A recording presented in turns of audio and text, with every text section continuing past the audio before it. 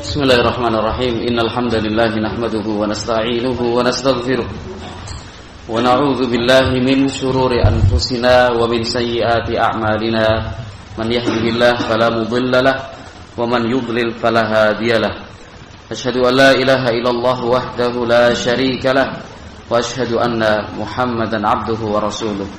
Sallallahu alaihi wa ala alihi wa ashabihi wa man tabi'ahum bi ihsanin ila yaumiddin. Yaqulullahu azza wa jalla fi kitabihil karim, ya ayyuhalladzina amanu ittaqullaha haqqa tuqatih wa la tamutunna illa wa antum muslimun. Fa inna asdaqal hadits kitabullah wa khairal huda huda nabiyyina Muhammad sallallahu alaihi wasallam wa syarrul umur muhdatsatuha fa inna kulla muhdatsatin bid'ah wa kulla bid'atin dhalalah wa kulla dhalalatin finnar. Ikhwati fillah rahimakumullah, kaum muslimin dan muslimat yang semoga dimuliakan dan dirahmati Allah Jalla wa'ala.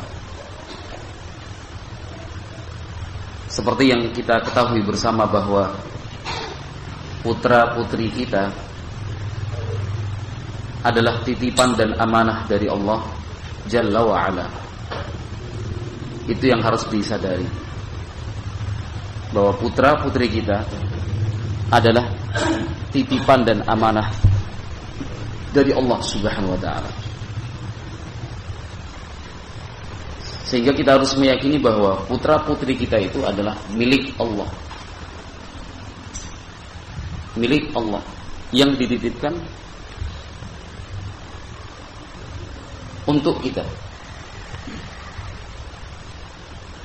Maka cara kita untuk mendidik,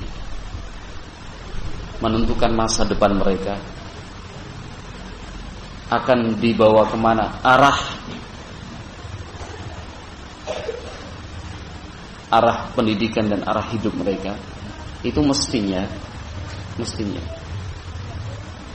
selalu disesuaikan dengan apa yang Allah kehendaki. Harus disesuaikan dengan apa yang Allah kehendaki. Karena anak-anak itu adalah milik Allah. Kita hanya mendapatkan titipan, menjalankan amanah, kepercayaan dari Allah Subhanahu wa ta'ala. Oleh sebab itu, konsep yang paling mendasar ketika kita berbicara tentang anak, putra putri kita adalah orientasi kita di dalam mendidik anak-anak adalah akhirat dan ridha dari Allah Jalla wa'ala. Itu yang paling penting. Nah, justru poin ini adalah poin yang terpenting dari sekian banyak poin yang disebutkan para ulama di dalam tarbiyatul aulad, pendidikan dan pengajaran anak-anak. Nah, arahkan mereka di jalan Allah Azza wa Jal, arahkan dan bimbinglah mereka untuk benar-benar hidup terarah. Nah, hidup mereka selalu diwarnai dan dihiasi dengan upaya dan usaha mencari ridha dari Allah Subhanahu wa ta'ala. Nah, maka ikhwati fillah yang dimuliakan dan dirahmati Allah Subhanahu wa ta'ala, kita ingat selalu sebuah firman Allah yang difirmankannya di dalam Al-Qur'anil Karim. Nah, Allah menyatakan, ya ayyuhalladzina amanu qu anfusakum wa ahlikum nar.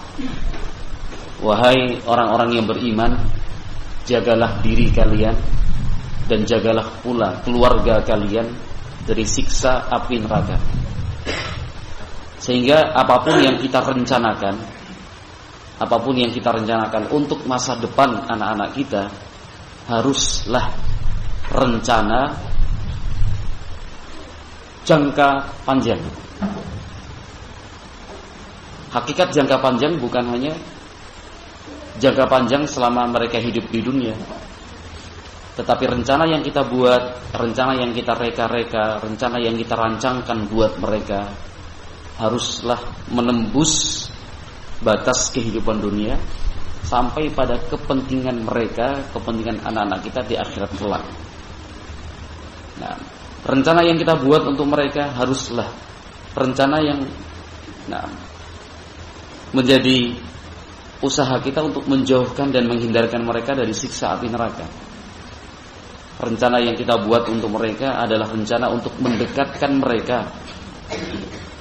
mereka kepada surga Allah Subhanahu wa ta'ala. Itu yang terpenting. Itulah yang terpenting. Sehingga cara kita mengukur kesuksesan anak, cara kita untuk mengukur kesuksesan anak bukan hanya diukur melalui materi dan kedudukan, seperti pola pikir dan pola ukur yang diyakini oleh sebagian kaum muslimin sendiri. Sebagian kaum muslimin berpikir bahwa kesuksesan dan keberhasilan anak itu ditentukan dengan sesuatu yang bersifat fisik, harta, materi, benda. Nah, demikian juga kedudukan, jabatan, pangkat. Kesuksesan dan keberhasilan anak itu seringkali difahami oleh sebagian kaum muslimin dalam bentuk pengakuan masyarakat akan status sosialnya di tengah-tengah mereka. Kalau telah diakui oleh masyarakat, diakui status sosialnya, barulah dia dikatakan sebagai anak yang sukses, anak yang berhasil. Nah, bukankah seperti itu yang kita saksikan dan kita rasakan di tengah-tengah masyarakat kita? Nah, memang benar demikian. Nah, kesuksesan dan keberhasilan anak itu sangat ditentukan dengan hal-hal yang bersifat duniawi. Nah, kalau dia sudah menempuh jenjang pendidikan akademik yang yang reguler, nah, memiliki gelar, nah, bisa bekerja di perusahaan, memiliki pangkat dan kedudukan, memiliki kendaraan, punya istri, punya suami, punya anak. Nah, yang seperti ini barulah dikatakan sukses dan berhasil. Sementara mereka yang katakanlah tidak seperti itu, nah, gelar sarjana tidak dia punya, harta dan materi apa adanya, apalagi pangkat dan kedudukan ataukah jabatan, masih sangat jauh untuk berbicara tentang hal itu. Anak-anak seperti ini seringkali dinilai tidak sukses, kurang berhasil. Ya. Tetapi alhamdulillah, Islam sebagai agama yang kita peluk dan kita yakini, Islam sebagai ajaran luhur dan mulia yang disampaikan oleh Nabi Muhammad SAW, tidaklah menggiring dan mendorong kita untuk berpikir seperti itu. Islam mengajak kita untuk berpikir lebih luas, lebih jauh, lebih luas dan lebih jauh, untuk mengukur kesuksesan dan keberhasilan anak tidak semata-mata di dunia saja, tetapi kelak kehidupan di akhirat mereka pun menjadi perhatian utama. Menjadi perhatian utama. Bagaimana caranya agar anak-anak kita nanti terbebas dari siksa dan hukuman Allah Jalla wa'ala. Berpikir dan berusaha agar bagaimanakah caranya supaya anak-anak kita menjadi para penghuni surga. Berpikir, berusaha semaksimal mungkin bagaimanakah caranya agar anak-anak kita nanti dapat dipertemukan Allah Subhanahu wa ta'ala dengan Nabi Muhammad sallallahu alaihi wasallam di akhirat kelak. Ini cara berpikir kita, walhamdulillah. Nah, memang cara berpikir ahlus sunnah dan pola pikir salafiyin sangat bertentangan dengan pola pikir yang lazimnya dimiliki oleh kaum muslimin secara umum. Nah, bahkan bisa dikatakan pola pikir ahlus sunnah, pola pikir salafiyin itu menentang arus sifatnya, sangat-sangat menentang arus. Nah, sebagai contoh sekarang misalkan percakapan kecil yang pernah terjadi antara saya dengan seorang wali santri. Sebuah percakapan kecil yang terus berulang dengan orang yang berbeda pada waktu yang tidak sama. Percakapan kecil itu saya kira akan terus terjadi, akan berlangsung, akan berulang. Nah, jadi percakapan kecil tentang anaknya, percakapan kecil tentang anaknya yang dia pandang ketika dititipkan di sebuah pesantren yang dikelola oleh Ahlus Sunnah, pesantren yang dikelola oleh Salafiyin. Nah, dia pandang bagaimana Ustadz dengan anak saya. Nah, artinya kenapa jauh dari nilai disiplin gitu. Masuk kelas kadang terlambat. Nah, kemudian tenaga pengajarnya kurang memadai. Nah, kurikulumnya belum bisa diraba dan belum bisa ditentukan seperti apa nantinya. Anak-anak setiap kali saya datang selalu saja saya lihat dan saya saksikan mereka sedang bermain-main dengan temannya. Kapan mereka belajar? Nah, itu pun kalau kelas masuk yang diajarkan ayat-ayat Al-Quran, hadits-hadits Nabi, doa, zikir, cerita, sirah dan sebagainya. Nah, nanti pulang ke rumah seperti itu juga. Nah, bagaimanakah masa depan anak saya nanti? Bagaimanakah masa depan anak saya nanti? Nah, kemudian berusaha dia banding-bandingkan dengan pendidikan anak di sekolah umum. Pendidikan anak di sekolah umum yang demikian. Dia bandingkan dari beberapa sisi.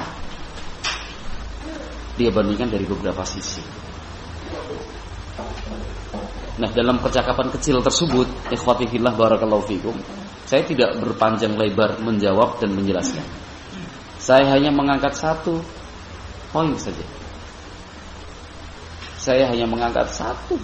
Tidak lebih dari itu. Saya sampaikan, Pak, katakanlah pondok pesantren yang kita kelola, yang dikelola oleh Ahlus Sunnah dan dikelola Salafiyun ini, seperti yang Bapak sampaikan tadi. Nah, tetapi ada satu hal yang bersifat prinsip. Satu hal itu hanya bisa kita temukan di sistem pendidikan yang dikelola oleh Ahlus Sunnah Salafiyin. Satu hal yang bersifat prinsip ini sulit untuk kita temukan pada sistem pendidikan yang bersifat umum. Sifat umum itu artinya tidak dikelola oleh Ahlus Sunnah. Ini yang saya maksud dengan sekolah umum, tidak dikelola oleh Ahlus Sunnah. Satu hal yang bersifat prinsip itu apa? Saya sampaikan keikhlasan. Nah, cobalah kita jujur. Kita jujur mengakui bahwa nilai-nilai keikhlasan beribadah, berbuat, beramal itu hanya karena Allah dan demi mengharapkan wajah Allah Jalla wa'ala. Ajaran-ajaran seperti ini tidak ditanamkan, bahkan tidak diajarkan pada sistem-sistem pendidikan yang umum.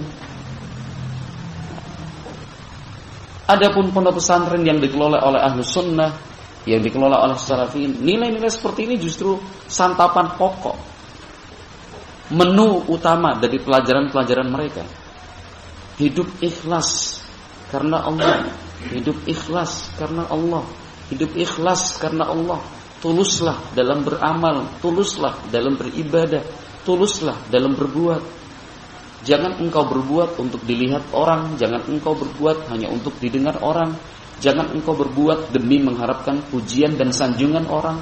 Ini nilai-nilai seperti ini betul-betul ditanamkan pada anak-anak kita.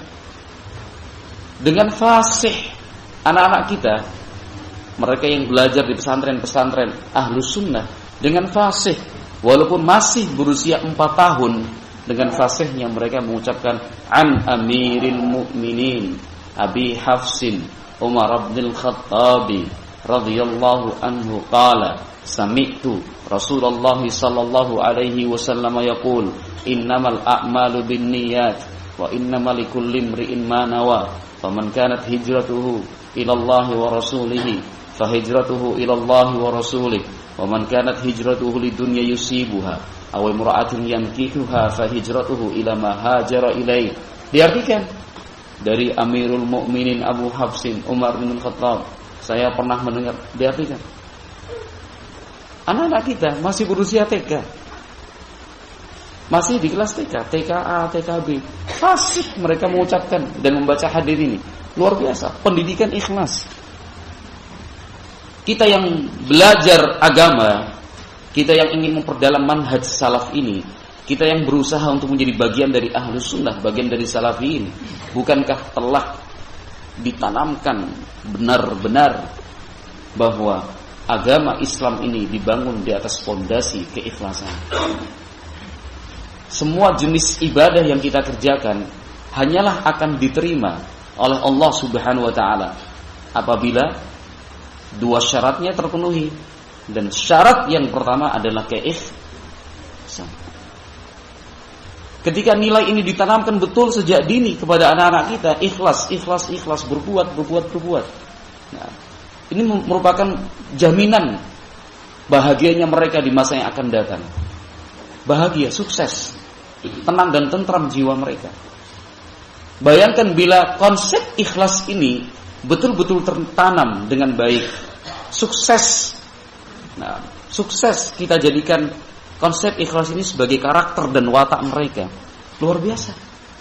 Sampai mereka besar, dewasa, sampai mereka berkeluarga, menjadi orang tua. Nah, semua masalah itu akan mudah dihadapi, semua masalah itu akan ringan untuk diselesaikan. Karena pola pikir mereka ikhlas, tulus karena Allah. Tulus ikhlas karena Allah.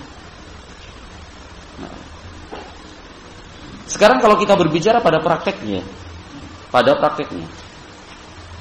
katakanlah tetap saja orientasi orang tua di zaman ini adalah bagaimanakah caranya agar anak-anak dia itu mampu bekerja dengan baik, menghasilkan, nah, ada sebuah pendapatan, gaji bulanan, sehingga dia bisa nanti kalau sudah berkeluarga bisa menghidupi anak istrinya, kalau dia sudah dewasa masih bisa membantu orang tuanya, kan gitu. Inti-intinya kan kerja. Inti-intinya pun kerja. Sekarang orang yang bekerja tanpa memahami konsep ikhlas, mampukah dia menikmati pekerjaannya? Bisakah dia merasakan kenyamanan dalam pekerjaannya? Orang kerja tidak ikhlas, tidak tulus, rentan stres. Risiko bermasalahnya itu besar sekali. Karena dia tidak memiliki dan tidak tidak mempunyai konsep keikhlasan yang matang. Konsep keikhlasan yang matang. Nah, misalkan ini sebagai contoh saja. Anak kita pada akhirnya memilih profesi jual beli. Profesi jual beli akhirnya dipilih oleh anak kita. Di sana ada si A, ada juga si B. Semua adalah anak-anak kita. Ini hanyalah contoh ilustratif saja. Si A, anak kita, konsep keikhlasan itu kurang ditanamkan pada dirinya. Sementara si B dari kecil, sejak sebelum ia bisa membaca Al-Quran, si B yang sejak kecil sudah mulai dikenalkan dengan konsep keikhlasan melalui hadis-hadis semacam tadi, innamal a'malu binniyat wa innamal likulli imri'in ma nawa, dan seterusnya. Nah, sama-sama dewasa ya, sama-sama bekerja, ke depannya seperti itu, tetap mencari ma'isyah kan sebuah tanggung jawab dan kewajiban. Pada akhirnya mereka sama-sama bekerja, katakan profesinya sama. Katakan profesinya sama. Nah, lihat mulai dari kenyamanan bekerjanya. Saya sangat yakin, seyakin-yakinnya bahwa si B yang telah matang menguasai konsep keikhlasan, dia bekerja dengan tulus. Tidak ada unsur paksaan sedikit pun. Dia tidak terbebani dalam bekerja mencari ma'isyah, menghidupi istri dan anak-anaknya. Saya yakin sekali, bila konsep keikhlasan itu benar-benar telah matang, tertancap dalam karakternya. Tetapi si A, saya yakin sekali,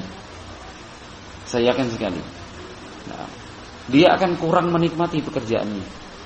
Sekalipun terlihat senang, terlihat menikmati, terlihat nyaman dalam pekerjaannya, tetapi selama konsep keikhlasan itu tidak tertanam dengan baik pada dirinya, nah, dia akan rentan terserang oleh penyakit gersulo, mengeluh, nah, putus asa, patah semangat, cepat marah, cepat emosi.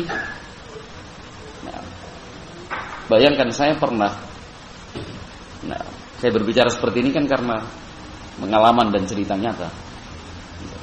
Saya pernah mendapatkan curhat dari seorang istri plus sebagai seorang ibu dari anak-anaknya.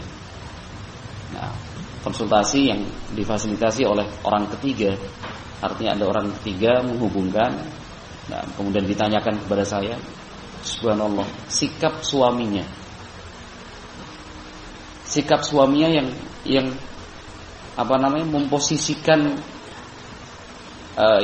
memposisikan dirinya, nah, sebagai orang yang harusnya ikut sama-sama bekerja. Jadi kata suaminya, dari dulu yang kerja saya terus, kamu enak-enak di rumah. Harusnya saya kerja, kamu juga kerja. Yang kayak gini kan yang susah cuma saya. Lihat contoh nyata ya. Dan subhanallah yang seperti ini terjadi di tengah masyarakat kita. Silakan buktikan ucapan saya.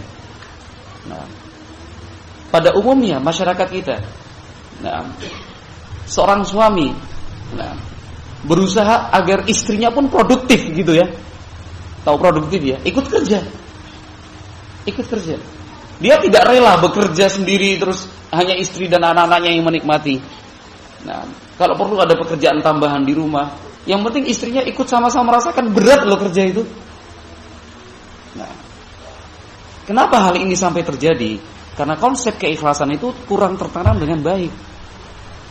Nah, sehingga ketika dia bekerja sedang lelah dan capek-capeknya, yang dia bayangkan, enak banget istri gua di rumah nih, tinggal nerima duit aja, minta ini minta itu, nggak tahu rekosone suami, tidak tahu susahnya kita bekerja sepanjang hari.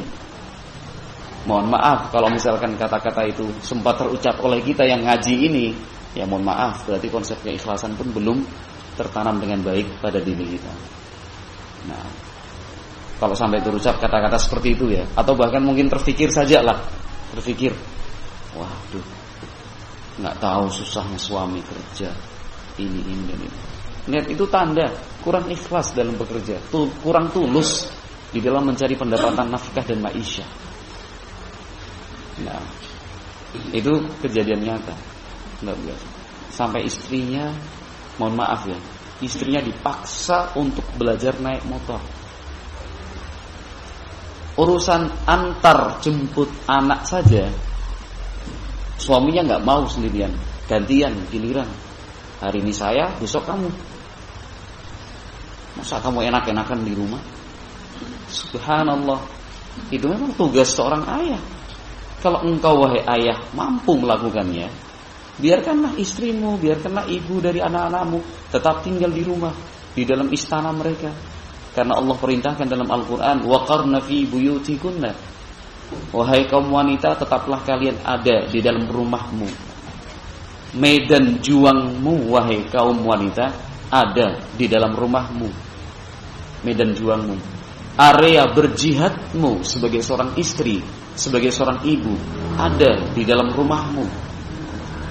Nah, ruang untuk beribadah, ruang untuk beramal, ruang untuk berkarya, ruang untuk berbuat demi Islam dan kaum muslimin ada di dalam rumahmu, wahai kaum wanita.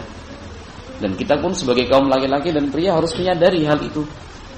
Nah, lihat sampai kata-kata yang demikian. Mohon maaf, kisah yang saya bawakan tadi itu sampai istrinya dipaksa naik motor. Nggak bisa. Tidak semua wanita kemudian bisa belajar naik motor ya. Ada wanita yang masih dalam fitrahnya. Dalam masalah fitrahnya maksudnya ya, dia yang bisa dilakukan adalah hal-hal yang sifatnya lembut. Naik motor itu kan butuh tenaga besar kan ya. Bukan berarti saya mengatakan wanita yang bisa naik motor sudah keluar dari fitrahnya, bukan. Jangan salah sangka juga. Tapi saya hanya menceritakan bahwa dia sebagai seorang istri ternyata dipaksa untuk belajar naik motor, sesuatu yang nggak bisa dia lakukan. Dipaksa sampai akhirnya Masya Allah apa yang terjadi. Karena unsur paksaan itu akhirnya terjadilah kecelakaan. Kaki istrinya patah, tulangnya patah. Madharat kan ya? Madharat. Ini akibat dari konsep ikhlas yang kurang tertanam. Bayangkan, dia mampu untuk antar jemput, mampu, sangat-sangat mampu. Cuman hanya karena dia berpikir, kok aku saja yang antar jemput. Panas, pagi-pagi harus berangkat, sore harus nunggu, anak-anak udah pulang atau belum, nunggu di halaman pesantren, nunggu di pos ronda, melihat anak belum keluar. Ini kan orang Jawa bilang kemerungsung, garis miring. Nah, Mbah Umar mana? Kemerungsung itu apa? Resah. Apa Mbah Umar? Kemerungsung itu garis miringnya. Jenuh ya. Jenuh, resah dan yang seperti semisalnya ya. Kan gitu. Ini susah. Ya. Konsep keikhlasan itu kurang tertanam. Tapi Anda semua, kaum suami, kaum ayah yang betul-betul memegang konsep keikhlasan, saya kira yang seperti itu akan ringan dijalani. Tidak terfikir sedikit pun sama sekali bahwa aku susah, istriku enak-enakan di dalam rumah, saya panas-panasan di jalan raya, istri saya kipas anginan di dalam kamarnya. Ya itu memang tugas dia, mengurus rumah. Nah, betul-betul menjadi seorang ibu rumah tangga. Benar-benar menjadi seorang ibu rumah tangga. Nah, sekarang di tengah masyarakat kita sendiri sudah mulai muncul kesadaran bahwa rumah tangga yang sukses itu adalah rumah tangga yang masing-masing anggotanya melaksanakan fungsi pokok utamanya.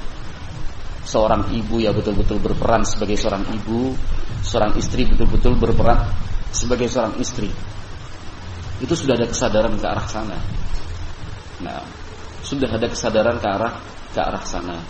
Jadi biarlah istrinya di rumah, nah, mengurusi anak-anaknya sebagai seorang ibu dan seterusnya.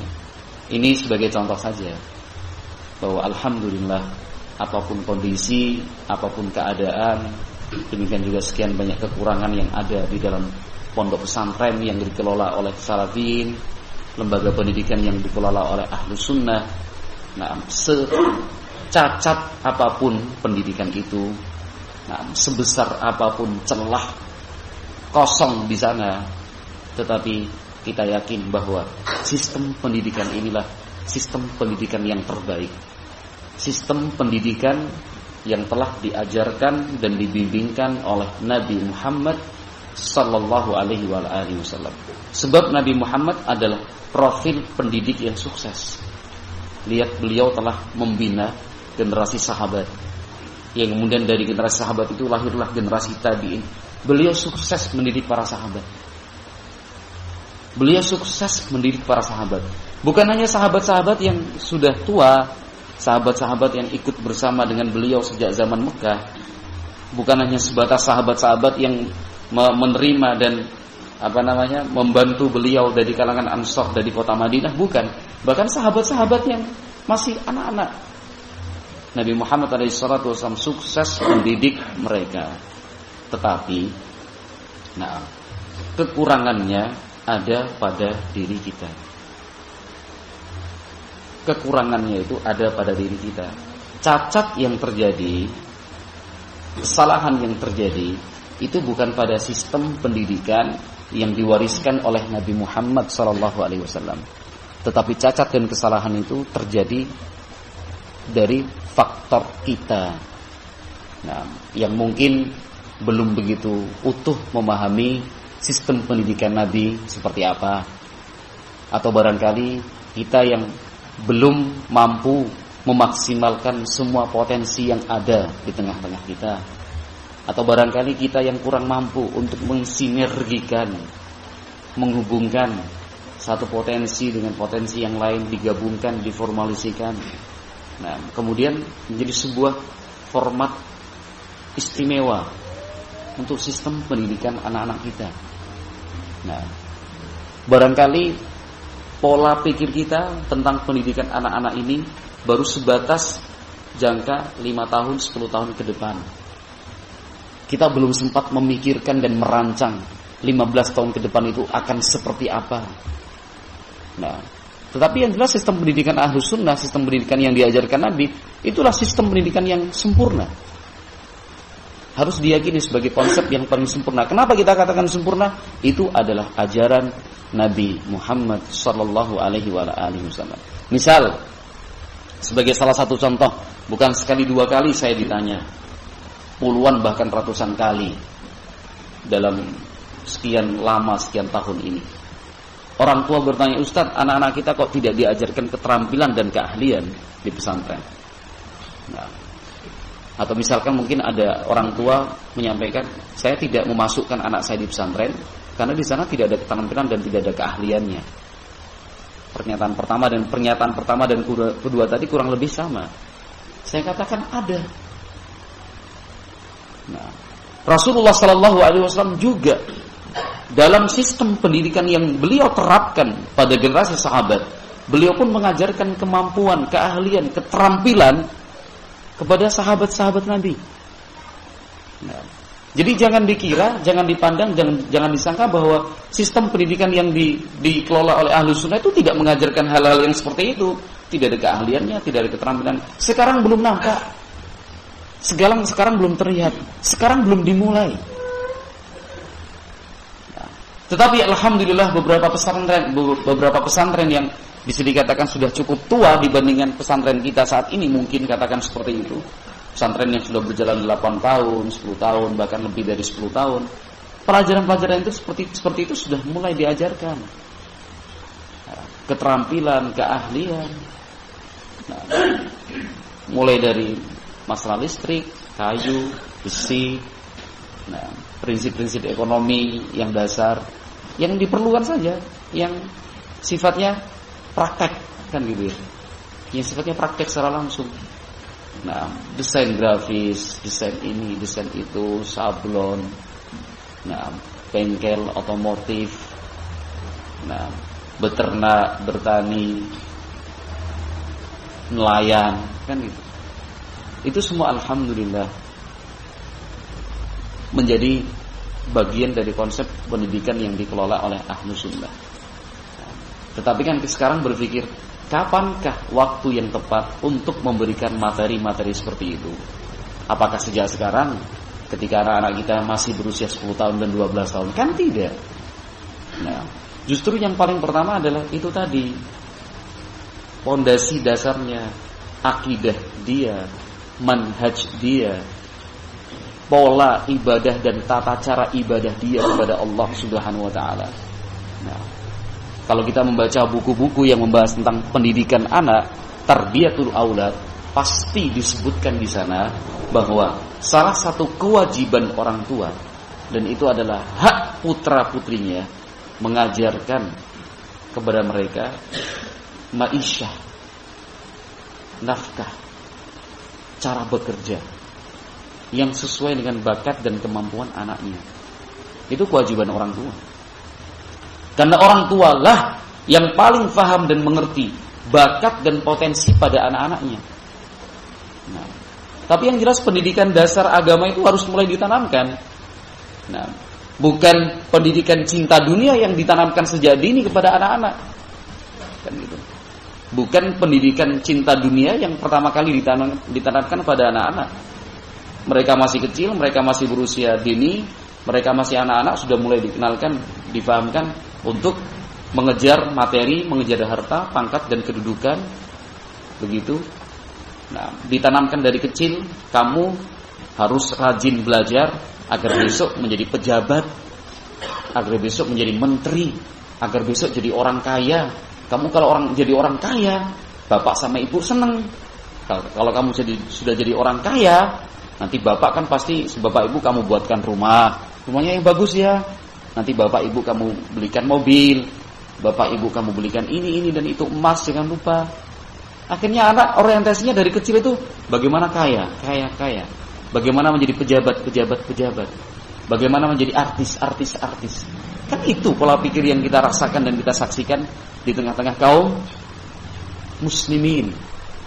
Nah, ini harus difahami betul, ikhwati fillah yang dimuliakan dan dirahmati Allah Subhanahu wa taala. Nah, alhamdulillah. Nah, yang paling jelas, dan ini sebenarnya simpel serta sederhana sekali. Nah, apapun asupan pendidikan yang kita berikan untuk anak-anak kita, apapun jurusan pendidikan yang kita pilihkan buat mereka, apapun itu, yang harus diingat selalu adalah semua yang kita putuskan untuk anak-anak kita akan dipertanggungjawabkan di hadapan Allah Subhanahu wa taala. Kembali kepada ayat yang sudah kita bacakan tadi, ya ayyuhalladzina amanu qu anfusakum wa ahlikum nara. Wahai orang-orang yang beriman, jagalah diri kalian, jagalah pula keluarga kalian, istri dan anak-anak kalian dari siksa api neraka. Jadi masing-masing kita harus mempersiapkan jawaban nanti. Apabila pada hari kiamat kita ditanya, kenapa engkau pilihkan pendidikan seperti itu untuk anakmu? Nah, harus dijawab pertanyaan itu. Nah, kenapa engkau pilihkan pendidikan seperti itu untuk anakmu? Nah, sebab anak itu kan nikmat. Anak itu adalah karunia. Anak itu rezeki. Semua nikmat yang Allah berikan untuk kita akan diminta pertanggungjawabannya. Allah Subhanahu wa taala berfirman, "Tsumma latus'alunna yauma idzin 'anil na'im." Kemudian sungguh-sungguh kalian semua akan ditanya oleh Allah Subhanahu wa taala pada hari kiamat tentang nikmat yang telah diberikan olehnya untuk kalian. Nah, yang telah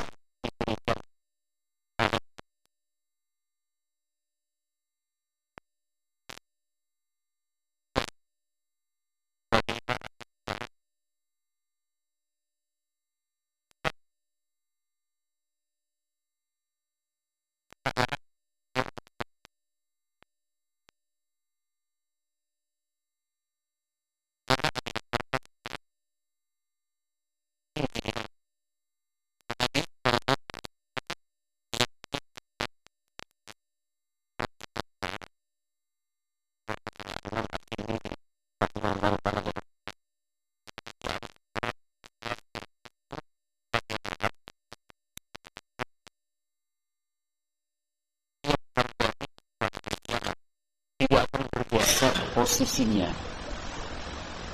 saat ia menghadap Allah Rabbul Alamin sampai dia ditanya tentang 4 perkara. Telapak kaki kanan kiri ini tidak akan bergeser kanan kiri depan belakang saat dihadapkan pada Allah Subhanahu wa taala sebelum menjawab 4 pertanyaan. Itu salah satu bentuk tanggung jawab hamba pada hari kiamat nanti. Tanggung jawab kita semua di hadapan Allah. Yang kemudian oleh Nabi sallallahu alaihi wasallam disebutkan an umrihi fi ma'afna. Dia akan ditanya, umur yang dia punya di dunia, usia itu dihabiskan untuk apa? Usianya itu kesempatan hidup di dunia. Nah, kesempatan hidup di dunia itu dihabiskan untuk apa? Harus dijawab.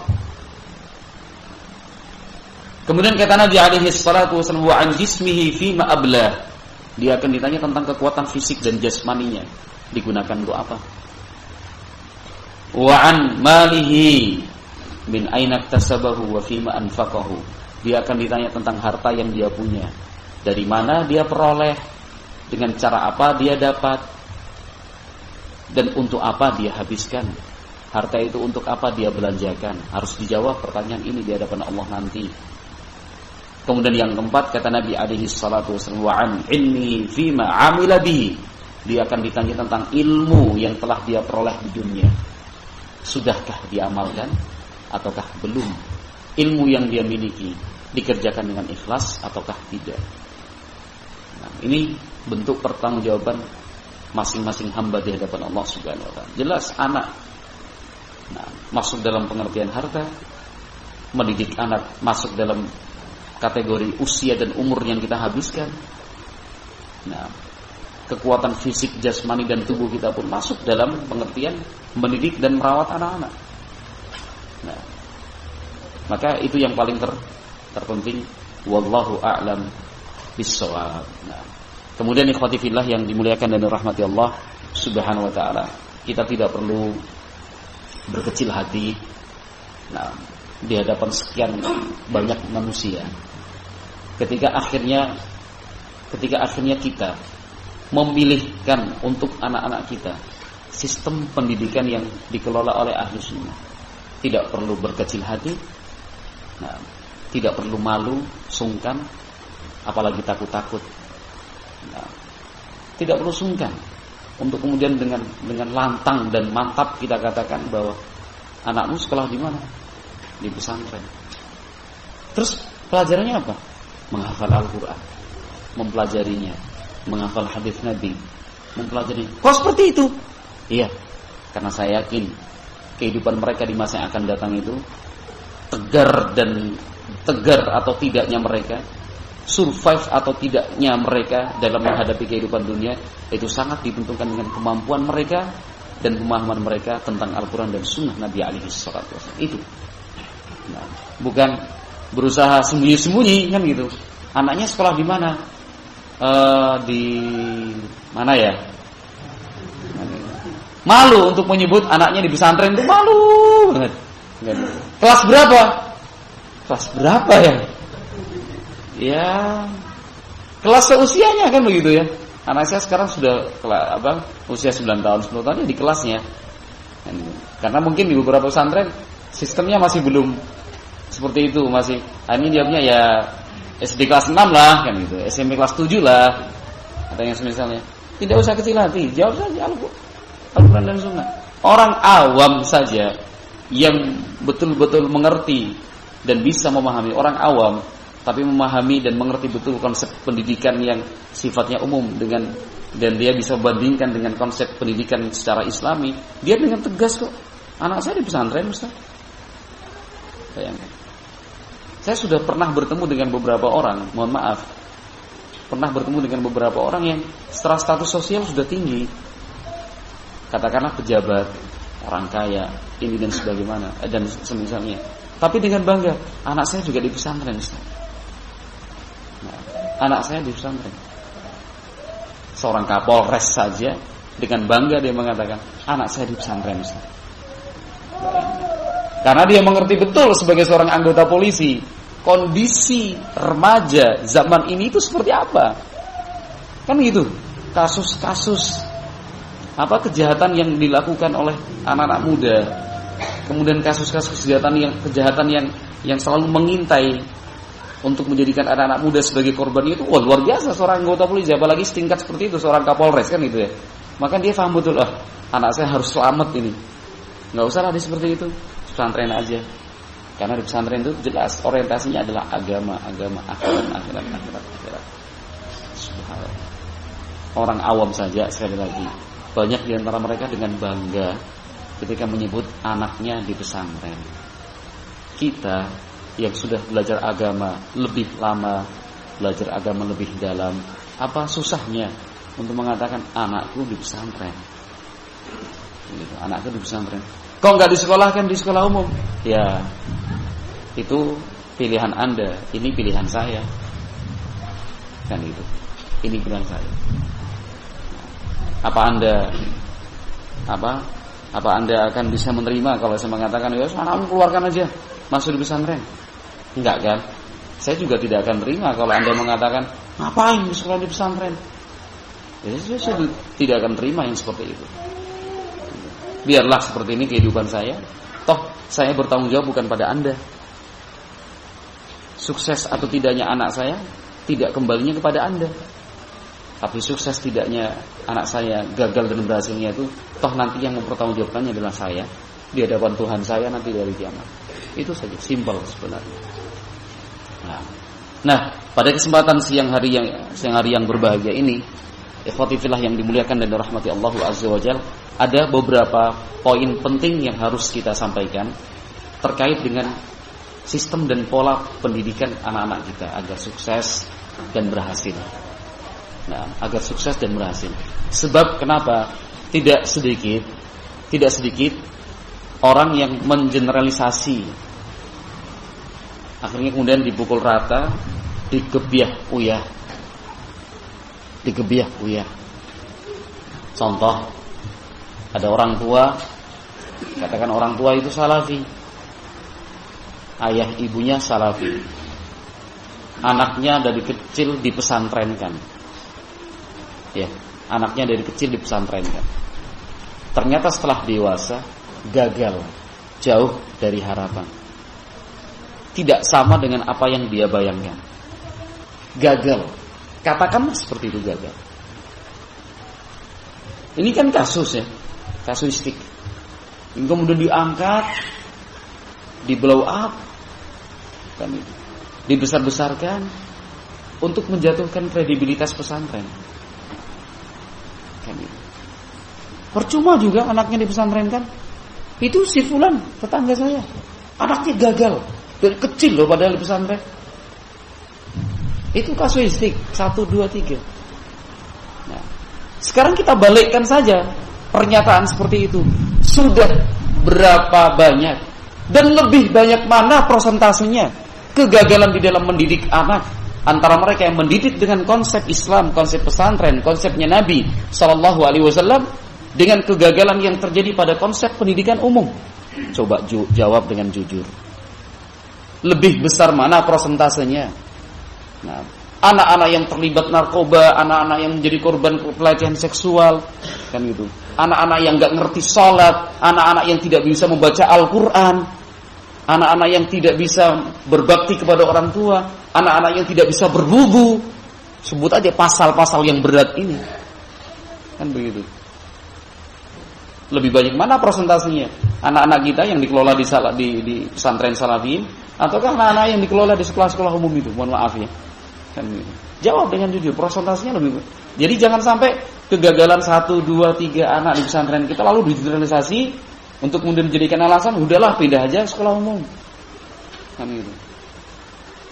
Kalau seperti itu caranya sama aja.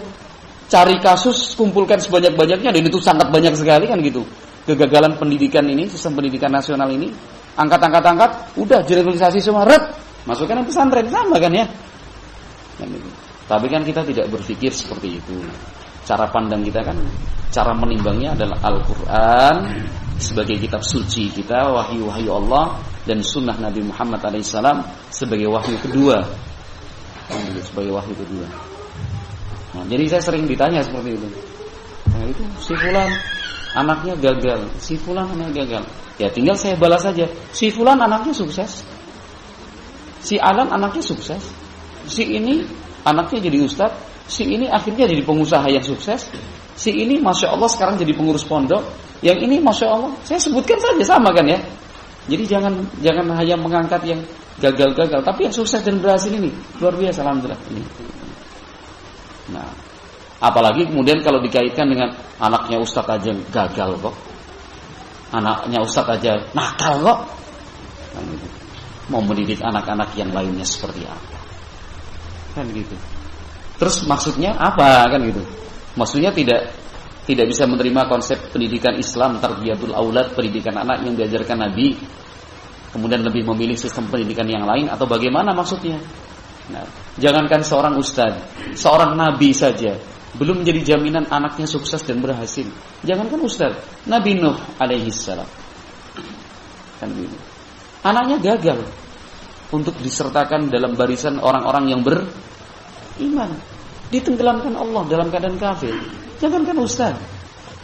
Nah, jadi kita berbicara bukan hanya pada hasilnya, bukan pada outputnya saja, itu saja tidak, tapi proses kita ke sana. Kita sudah berusaha secara maksimal, kita telah berikhtiar sekuat tenaga. Nah, kita sudah berupaya sebatas kemampuan kita. Ini mencontoh Nabi Muhammad sallallahu alaihi wasallam. Tapi kalau toh akhirnya gagal,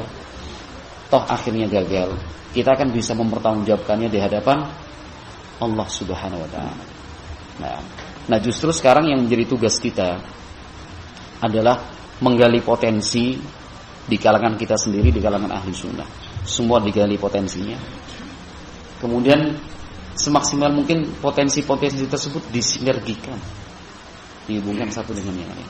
Maka pada kesempatan acara seperti tadi malam, demikian juga kesempatan yang lain, saya pernah menyinggung juga agar potensi itu kan tergali. Ketika kita sudah saling kenal satu dengan yang lain, kita paham, oh si A ini basicnya insinyur, si C basicnya dokter, si D basicnya seorang desainer, kan gitu, si F seorang ekonom misalkan. Itu kan potensi semua ya, potensi semua yang harus kemudian digali, disinergikan untuk kebaikan dan keberlangsungan pendidikan anak-anak kita. Nah, ilmu-ilmu seperti itu bukan berarti tidak bermanfaat, ada manfaatnya, tetapi kan kerangkanya harus ditentukan oleh kita, oleh ahlu sunnah, oleh salafiyin, agar tidak keluar dari syariat Islam, agar tidak bertentangan dengan Al-Quran dan sunnah Nabi Muhammad SAW. Tentu kita lebih percaya menyerahkan dan menitipkan anak-anak kita untuk belajar tentang anatomi tubuh kepada seorang dokter salafi dibandingkan kita serahkan anak-anak kita untuk belajar tentang anatomi tubuh kepada seorang dokter yang mohon maaf masih awam dan kurang memahami secara dalam tentang ajaran Islam. Kita lebih senang kan menyerahkan kepada dokter salafi. Misalkan, ini dok, mohon maaf, anak-anak kelas 5 ini, anak-anak kelas 6, mereka saatnya sudah diajarkan tentang anatomi tubuh. Nah, sehingga mereka paham betul bahwa tubuh mereka itu terdiri dari sekian banyak organ, sekian banyak lapisan, fungsinya seperti apa, tugasnya bagaimana, organ-organ tersebut. Kemudian organ tubuh yang rentan untuk patah, rentan untuk retak, itu seperti apa? Anak-anak itu paham akhirnya. Nah, ini termasuk sistem pendidikan yang diajarkan oleh Nabi Muhammad sallallahu alaihi wasallam. Ini yang saya maksud menggali potensi dan mensinergikannya. Anak-anak senang untuk diajari anatomi tubuh. Nah, seperti yang sudah dipraktekkan oleh ustaz-ustaz kita di pondok di Solo, di Ma'had Darussalaf Masjid Ibnu Taimiyah. Seperti itu. Tim dokter diberikan jadwal khusus hanya untuk mengajarkan anatomi tubuh. Kemudian mempelajari tentang penyakit-penyakit yang sering dijumpai di tengah-tengah masyarakat. Ciri-cirinya seperti apa? Cara menanganinya bagaimana? Diajarkan sebagai suplemen, tambah wawasan untuk mereka. Diajarkan 1, 2, 3, 4, 5. Nah, ada satu pelajaran yang digulirkan juga di pesantren di Solo. Ini saya cerita dari sebuah kenyataan seperti itu juga, tentang pengetahuan umum. Anak-anak itu setiap pekan sekali materinya ada saja, dan itu pekan ini membuat tahu, dan anak-anak disuruh bawa bahan-bahan ini, diajari 2 jam pelajaran, 3 jam pelajaran dikumpulkan. Kemudian berikutnya lagi membuat cuka, 1 minggu lagi membuat yang dari kelapa itu, putih-putih itu loh, nata di koko.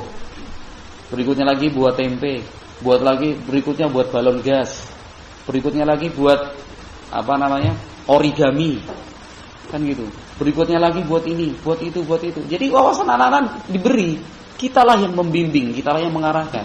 Tetapi serahkan kepada mereka yang memang sudah secara manhaj dan akidah salafi. manhaj dan akidahnya ahlus sunnah.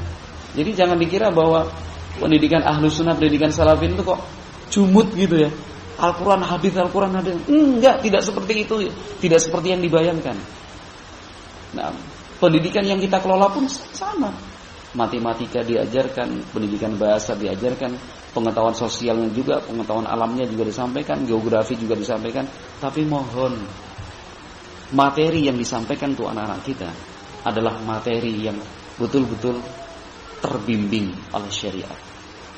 Mereka yang menyampaikan untuk anak-anak kita pun mereka yang sudah betul-betul faham tentang syariat agar tidak salah langkah. Kan mereka membutuhkan arah. Nah, kita yang misalkan punya basic otomotif, misalkan bengkel motor ya, tidak ada salahnya anak-anak pada usia tertentu, katakan usia 14, usia 15 sudah diajari nih cara bongkar motor.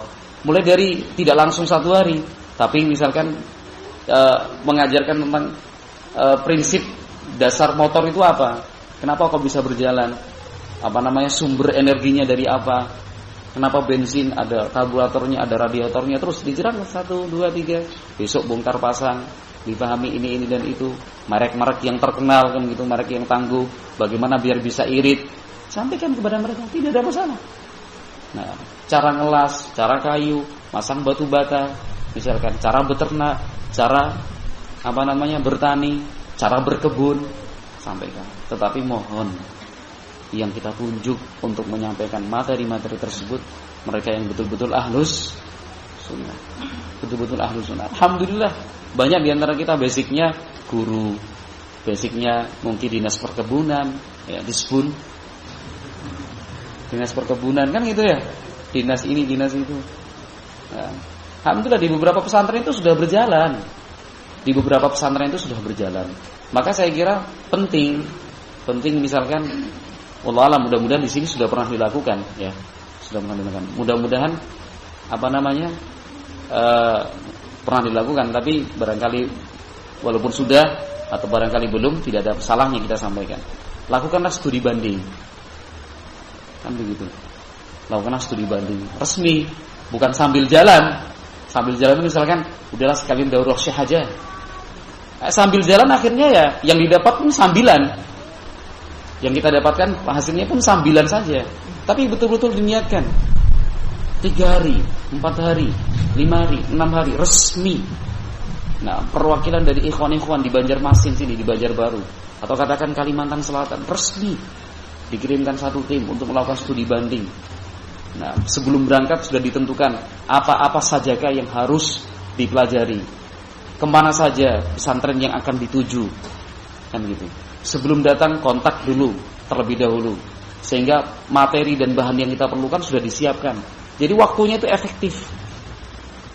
Tidak kemudian yang penting studi banding berangkat, terus apa yang dicari? Ya yang penting lihat-lihat aja.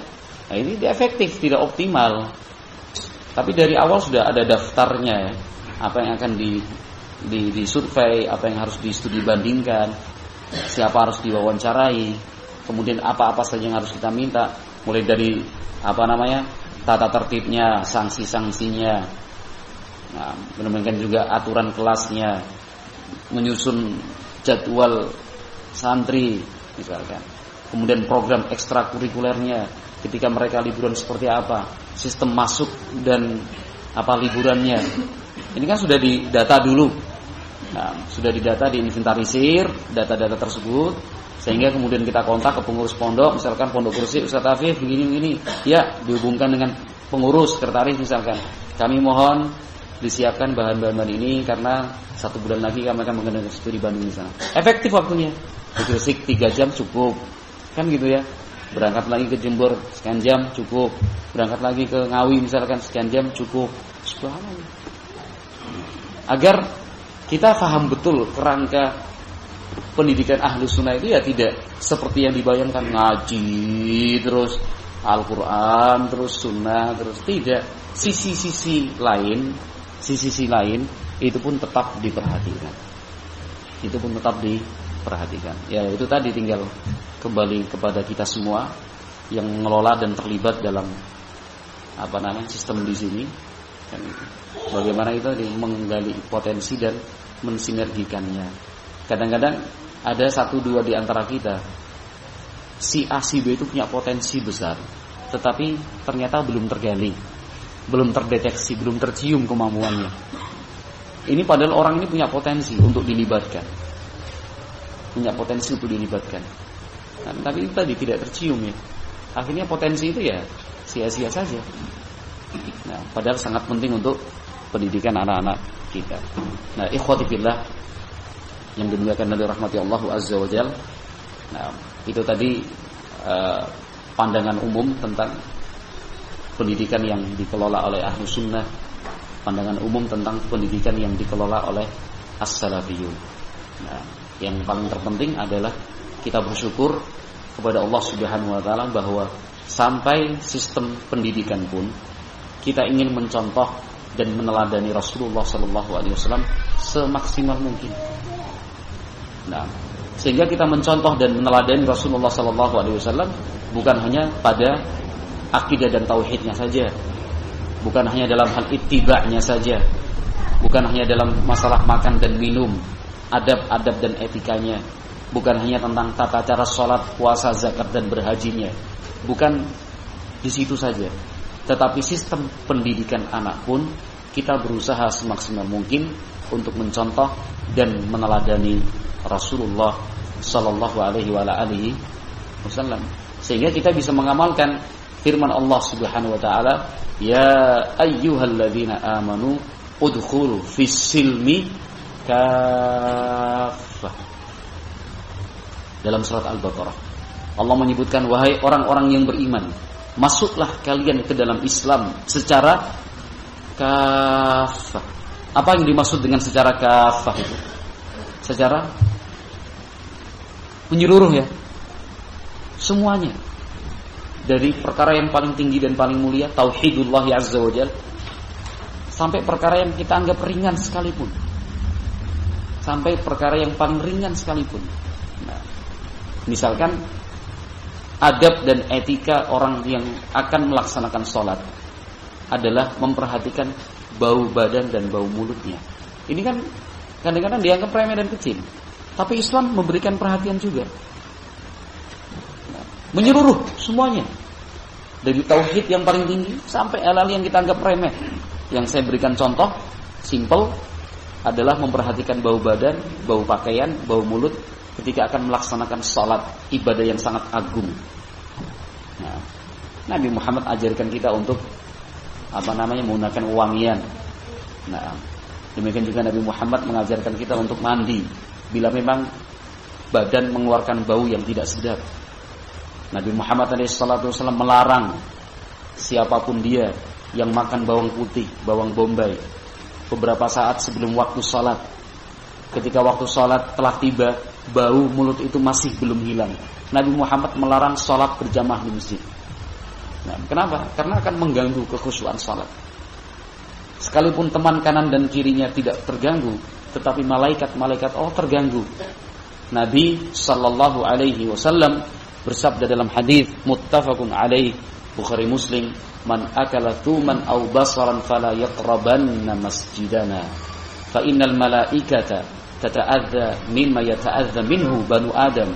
Kata Nabi alaihi salatu wasallam, barang siapa makan bawang putih atau bawang bombay, bawang putih atau bawang bombay, maka jangan sekali-kali mendekati masjid kami. Artinya jangan sholat bersama dengan kami.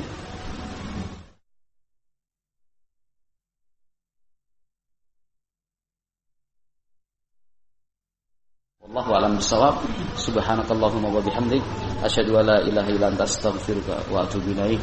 Wassalamualaikum warahmatullahi wabarakatuh.